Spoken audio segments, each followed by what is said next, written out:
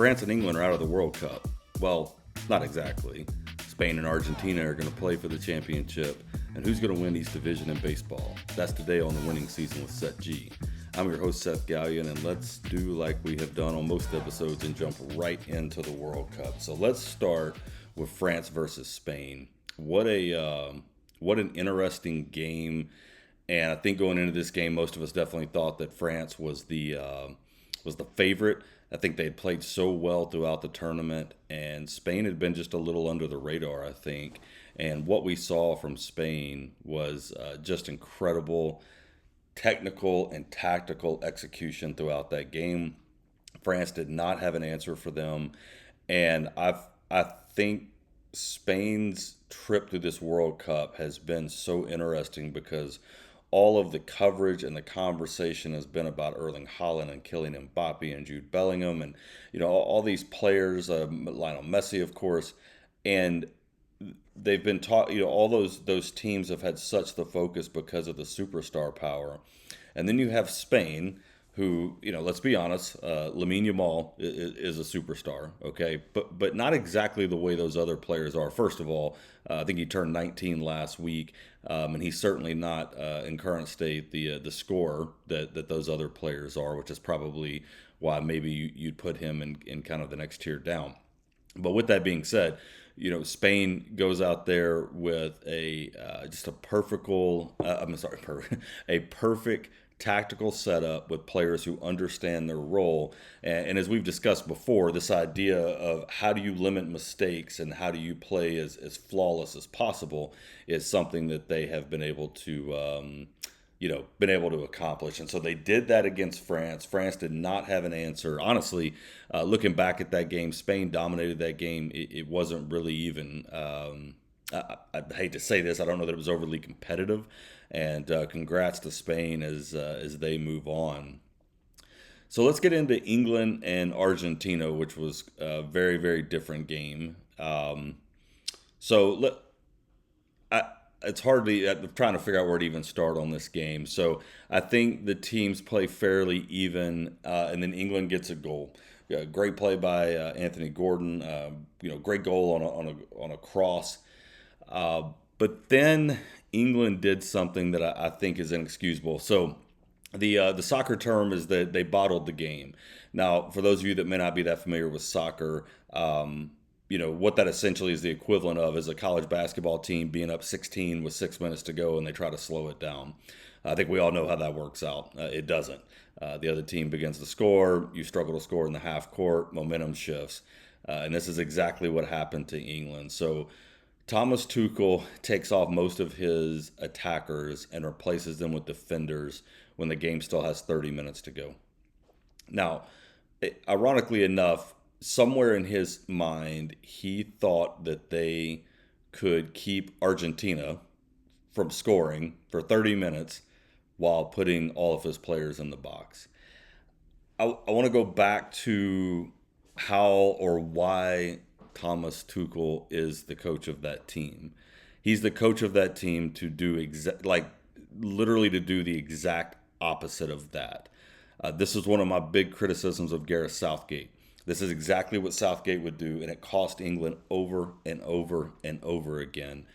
And obviously Thomas Tuchel has learned nothing from that. I think it was Thierry Henry said after the game, as him or Ibrahimovic made a comment around, you can try to stall the game out like that or bottle it as people will use the term, or you go get the second goal to win, and that's what champions do. And I was so disappointed in Tuchel's decisions, his substitutions, the tactical approach he took after they took the lead. And it was really, really hard to watch. That team deserved better. Thought England was the better team going in. I would tell you that England's still the better team. They absolutely should have won that game. And I'm a big proponent of the players got to play at the end of the day. And I believe in that. But I also think a coach's role is to set their team up to the best of their ability to win a game. And I think in the second half, Thomas Tuchel did the exact opposite of that. And I was having PTSD thinking that Gareth Southgate was managing England again. So extremely disappointing for both of them, England and France. And then to maybe add insult to injury, now they've got to go to Miami and play a third place game that is fairly irrelevant. I do think it could be an interesting game because while I'm sure all the players, with what they're dealing with emotionally, would rather just go home and get a little break before they get into their club seasons, we know how professional athletes are. The minute they hit that field, they're going to be playing to win. And ironically enough, it could be a fairly intriguing game or certainly fun to watch if you're a soccer fan. But certainly not the game that either one of them want to be playing in or the location. And I would just say that for those of you that have listened, know that England's been my pick throughout the World Cup, and it was extremely disappointing to watch the way Tuchel managed that team yesterday.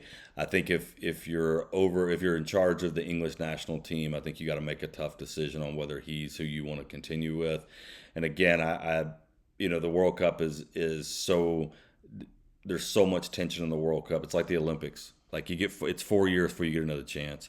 And for that team to be as talented as they are, to have the ability that they have, to be set up to play that way at the back half of that game was inexcusable, and they certainly didn't do themselves any favors. And so because of that, they are done. So let's talk about Argentina and Spain. Game is Sunday. Cannot wait. I think it will be a really enjoyable game to watch. And I'm going to go on the record right now and say that I definitely think Spain is going to win that game. Based on what we've seen from both teams, I might argue that I think Spain may win the game comfortably. A couple of reasons for that. Let's face it, Argentina should have lost their last three games. They've kind of come back from the dead. In some cases due to some of their really good play, kind of the heart of a champion type stuff, and some of it from teams just falling apart. Spain is not going to fall apart. They are so tactically good. They are so fundamentally good. And I suspect that Spain is probably going to do to Spain's going to do to Argentina exactly what they did to France. And certainly, I would argue that overall the French team is certainly more talented with more players in their prime than the Argentina team is. And if Spain plays the way they did against France, I don't know that I don't think Argentina has an answer for them, and I would be very surprised if Argentina somehow finds a way to win that game. So I definitely think Spain's going to win.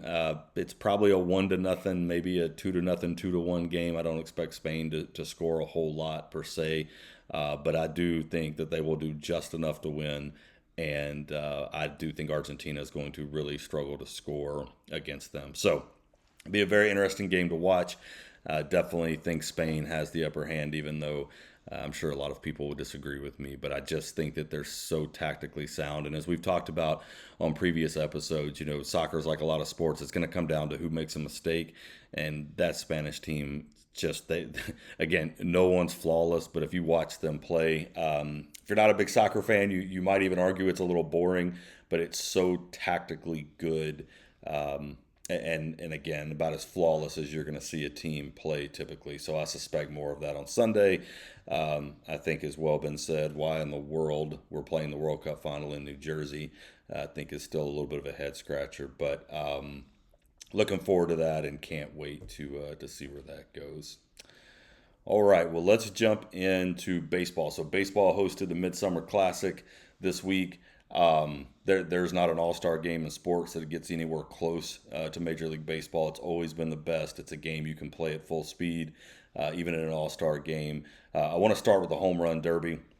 A couple things. I wasn't real crazy about the new format initially, but I would say that I really enjoyed actually getting to watch the home runs. It felt like it was at a better pace. And really, I actually liked going to the swings instead of the time. And I hope that they stick to that format. Now, let me say this in the home run derby, that those guys were hitting some absolute bombs. I mean, even the guys that didn't hit a lot of home runs was really, really impressive to watch. And that's as much as I've enjoyed a first round in a long time. To see guys hitting balls clear over the batter's eye in Philadelphia, that's pretty impressive. A lot of shots in the upper deck. 470, 480 feet consistently, which is which is fun to watch as a fan. And then, we'll fast forward there to the finals. The performance by Jordan Walker at the end was that's the stuff people remember. He's down to his last swing. He hits multiple home runs in a row. And then to top that off, he kind of beats the hometown fan favorite. And as a Braves fan, let's face it, anytime Philadelphia Phillies lose at anything, and especially in Philadelphia, I'm going to enjoy it. So I will be honest, it was enjoyable to see Jordan Walker beat Kyle Schwarber in front of the hometown fans. But what a performance by Jordan Walker, and really, I don't get to see the Cardinals play a whole lot, and again, it's a home run derby. But I was really impressed by. He has a very I would say he has a very effortless swing that produces a lot of power, a lot of exit velo, and you can see why he's having such a good year. And the Cardinals are so excited about his future. But a lot of fun to watch the home run derby, and what an incredible performance. And then the All Star game was interesting. It was a really good game. The American League pitching was phenomenal. The National League hitting was atrocious, but it was. I think if you're a purist and you're a baseball fan, it was a lot of fun to watch. I enjoyed it as I always do, and look forward to the All Star game every year. So overall, an incredible job, by the way, to the city of Philadelphia and in Major League Baseball. Wrapping that in with the 250th anniversary of the United States, and some of the things they did there were just pretty incredible and pretty awesome to see. I thought they did an incredible job hosting it. Major League did a great job, putting it together, and I thought it was a great production and a lot of fun to watch. So, kudos to Major League Baseball and the Philadelphia Phillies for hosting what I thought was just an awesome All-Star. It's not weekend, happens during the week, but a couple of days of All-Star festivities. It was really, really enjoyable to watch. Okay, so we call this the halfway point of the season. Now, I understand mathematically it's not the halfway point of the season. We're well past that. But in baseball terms, of course, after the All-Star break is considered the halfway point of the season. So I want to take a few minutes today. I want to go through each division, talk about what the current state of that division is, how I think that division is going to play out, and maybe most importantly, who I think is going to win that division when it's all said and done. So we're going to jump right into the American League. We're going to start with the American League East, which has been an intriguing division. And I think when you really get down to it, there's three teams that you think are going to factor in somewhere, whether it's in a wild card spot or whether it's in the winning the National League East. So Tampa Bay has been the best team all year in the American League East. They continue to impress. They're the Rays. They play like the Rays. They play like the Rays always play. They're getting really good results. Junior Caminero is having an incredible season. They got solid pitching. They do all the little things right. Again, typical Rays baseball. 56-38. They got a 3-game lead. Obviously the Yankees have been good this year. They need Aaron Judge back. I think we all know the Yankees are not going to sit still at the trade deadline. I've heard a lot of rumors about Hunter Goodman from the Rockies potentially going there. I think the Yankees are going to do what the Yankees do, and they're going to try to improve that team. And again, getting Judge back is something that they need for sure. And then the Red Sox, I think well documented here the 2 weeks leading up to the All-Star break, suddenly look like they remember how to play baseball. They're a long way back in the division, and I don't necessarily think that they will contend. But they got to be in the conversation for a wild card spot, and they're a good example of a team. 3-4 weeks ago, these guys got to be sellers at the deadline. Now all of a sudden they play good for the next week or two, and I suspect they may be buying at the deadline. But again, I think for the Red Sox, it's probably more of trying to get into the wild card. And so I think Tampa Bay is going to win that division. I just think they do everything so well. Cash is an incredible manager. They run a good system down in Tampa. And I do think Tampa is going to win that division. I certainly think the Yankees are going to make the playoffs. I do not feel that confident about the Red Sox making the playoffs. Again, we'll see. But definitely think Tampa Bay wins that division. I think the Yankees get into a wild card spot, and I think they might flip flop throughout the rest of the year. I think both those teams are going to be highly competitive. But it's really a two-team race at this point.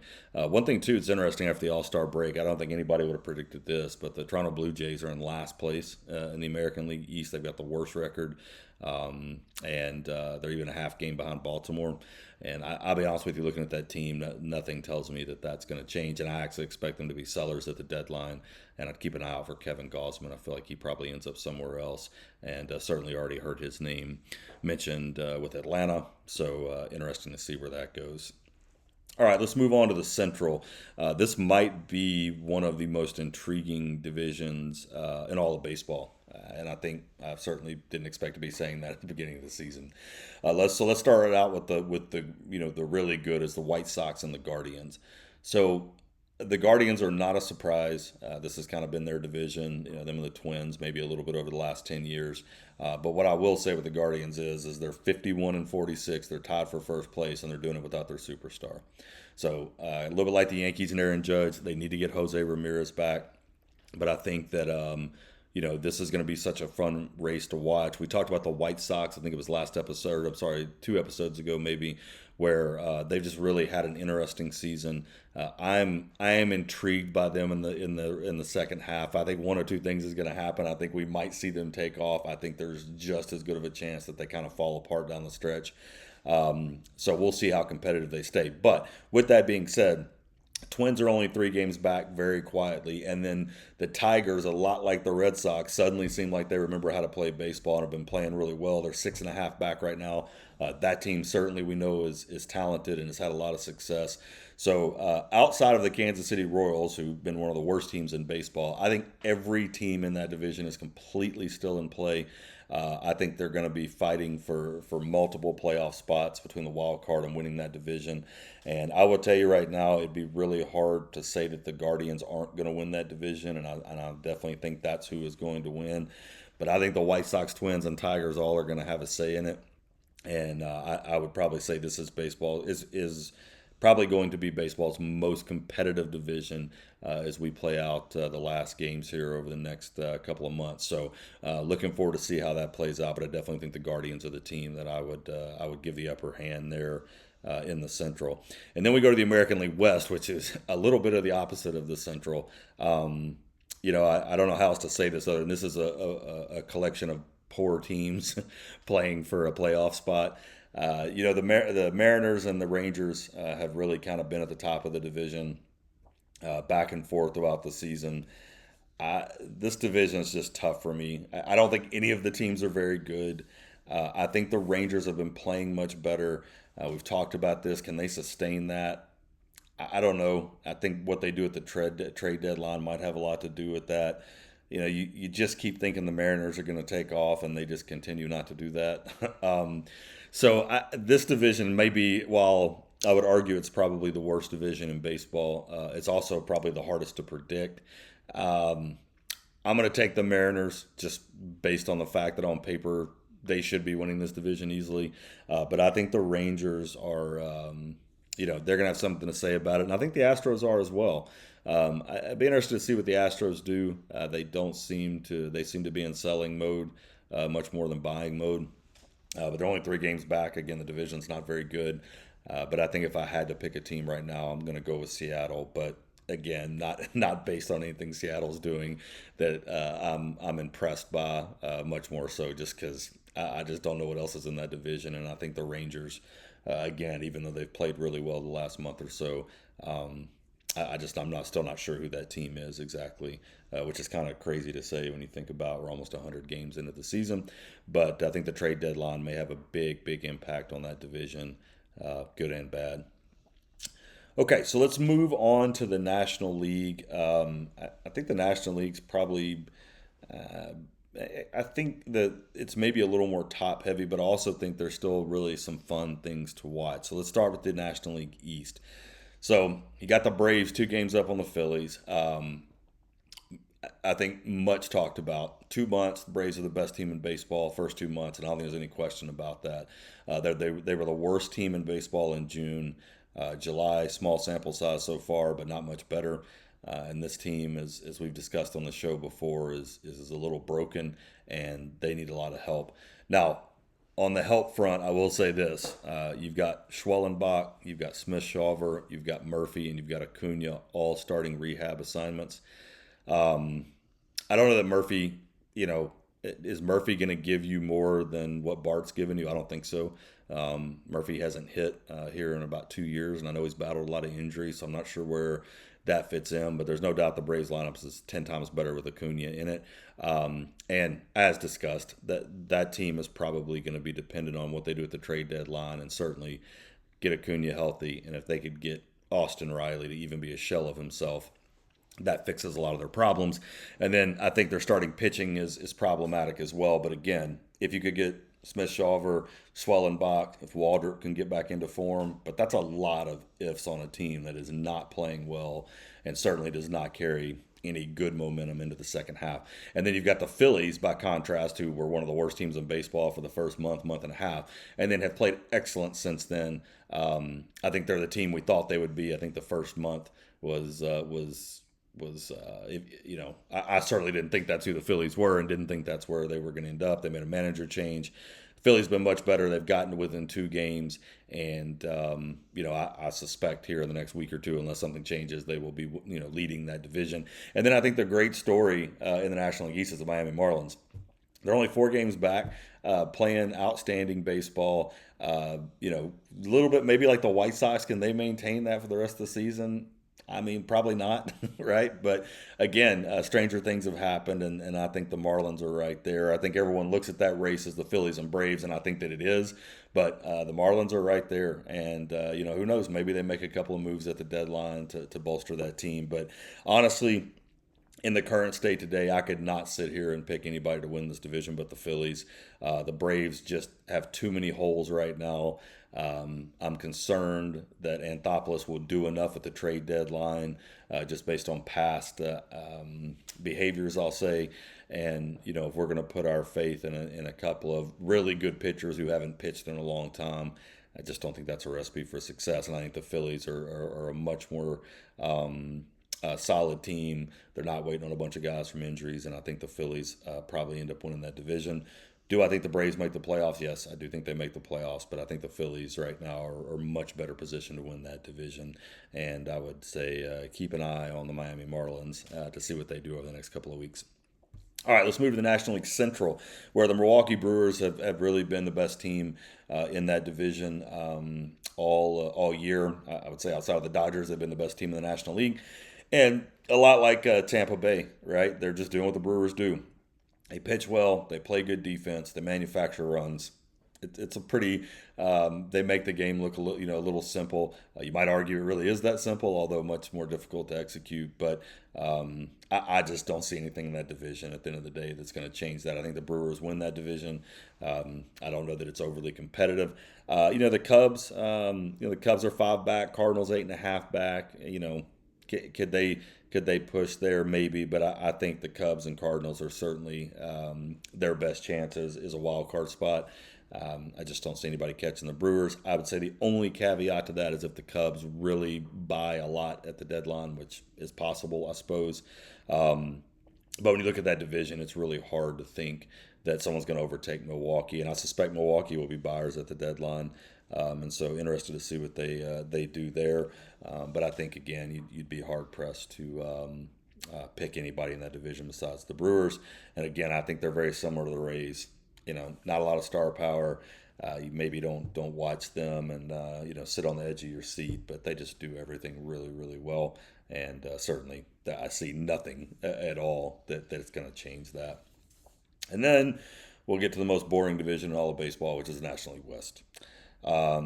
Shockingly, I'm sure for everyone, the Dodgers are in first place. They're in first place by a lot, and division is not competitive. However, I would call out it's not that it's not competitive because there's not some good teams there. I think it's what we all know, the Los Angeles Dodgers, aka the Evil Empire. they've just bought way too much talent. And honestly, the Diamondbacks have been good this year. I think they've been better than people thought, certainly better than I thought. They're 2 games over 500. Padres for a lot of the season were in good shape. They sit at 500 today. They're not terrible, but the Dodgers are again they're playing with an all-star team, and that they were okay there for the first few months. They're up to 61-36, and that division is over and has been, and some would argue it was over the day the season started. So I'll reiterate that I know most of us baseball fans will be rooting for anyone, to beat the Los Angeles Dodgers. But that's where the National League West is. Not a competitive division. It's not going to be competitive in the current landscape. And as we've discussed in the last couple episodes, there's a lot in the CBA that maybe changes that, but a lot of work to do there. So, all right, really excited about the back end of baseball season. Things are getting a little more serious. We're getting close to the trade deadline, and I suspect over the next few weeks we'll have plenty of content to talk about on who got traded and what they got traded for and what that does for those teams, and does that change up the division races. But right now, I think, the divisions are, some of them I think are could something happen in the National League West to change that division? I don't think so, but that's probably the one exception. I think all the rest of the divisions certainly can be changed at the trade deadline, and I expect some of them will be. All right. Well, lastly today, I want to talk about this week in baseball. So something really interesting happened on July 16th. Joe DiMaggio got a hit against the Cleveland Indians, which extended his hitting streak to 56 games. That record has stood for 80 years now, and it did bring up an interesting question of what are some of the most unbreakable records in sports. And I don't know that any other sport has this more than baseball, because the game is always evolving so much. And so when I think about Joe DiMaggio, do I think anyone's going to have a 56 game hit streak again? I don't think so. Not the way the game's played today, with all the specialized pitchers, with all the analytics. I can't see. I mean, you think about it nowadays, someone gets to 15, 16, 17 game hitting streak, like it's big time news. Like, it doesn't happen very often. You've got hitters that are all trying to hit for power. You've got specialized pitching. And at least at the way the game sits today, I think it's one of those records that is going to stand for many, many years to come, if not forever. And I would say that the other one I really put in the unbreakable piece is Cal Ripken, of course, his consecutive game streak. Because again, the way the game is played today, it's just not how the players are managed, and not the way that the game kind of flows today. So. Most people are familiar with that. The streak ended the following day when he failed to get a hit, but I thought it was really interesting. 80 years that record has stood, and again, I think it may stand for another 80. All right. Well, next week we're going to be talking about the World Cup final. Obviously, baseball gets cranked back up and playing daily again, which I'm really excited about. And then we're going to talk some more about the CBA and progress or lack of that's being made there on next week's episode. If you guys like what you hear, please make sure you subscribe. Make sure you like it. Spotify, Apple Podcast, YouTube, available on social media, Winning Season SG. And appreciate all of you listening. And look forward to next week when we'll be talking about the World Cup. And we'll be crowning a champion of that. So see you guys on the other side on the next episode of the Winning Season with Seth G.